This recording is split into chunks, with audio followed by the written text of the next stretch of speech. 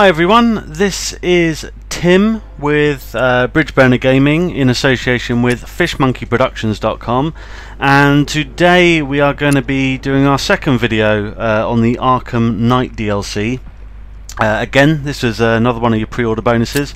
After you've downloaded it, it can be found in the Arkham episodes section of the main menu of the game, and today we are going to be looking at Harley Quinn's sort of story.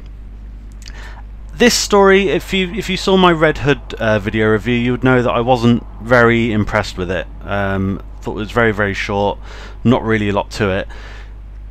The Harley Quinn DLC is slightly better, and by slightly, I literally mean slightly. It's slightly longer, and by that I mean it's a couple of minutes longer at the most.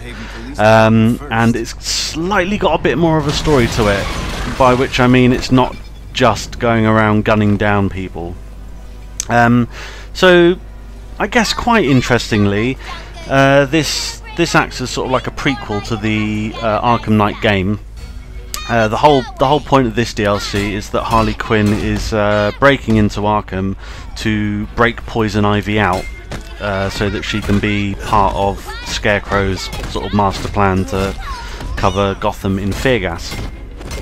Throughout the DLC, your sort of point of contact is the Penguin, who'll have like a little bit of banter with you back and forth as you work your way through the asylum. Again, I say work your way through the asylum. This is a very linear experience. Once more, there is no leveling up. You know, no new sort of like skills or anything gained, and you are going through a very linear, you know, sort of straight path through the asylum to Poison Ivy. And it is very disappointing, like, especially like I said in my review for Batman Arkham Knight, I was blown away with just how incredibly mind-blowingly detailed that game is, and none of that really seems to come through in any of the DLC that I've played so far. You know, the Batgirl stuff might be a bit different. They might have sort of fleshed it out a bit more, as it's one of the sort of first, you know, properly paid pieces of DLC. There are a couple of nice things. I definitely think out of the two, the Harley Quinn is my favourite, and there are a nice couple of things. You'll see here that when you build your meter up, you go into sort of like a rampage mode by clicking L1.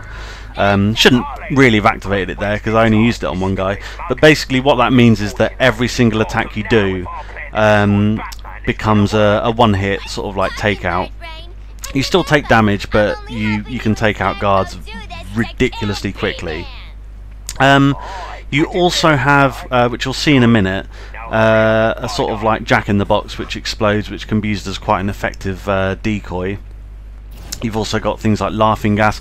This I really liked. Her sort of, you know, version of detective vision is, you know, sort of paints the world in an insane picture that only Harley could see, and like it's quite heartbreaking. There are bits that you see like I miss Mr. J or I feel so alone, and it is a bit, you know, you do feel like sorry for her that, you know, the Joker has been killed and like the love of her life has been taken away from her.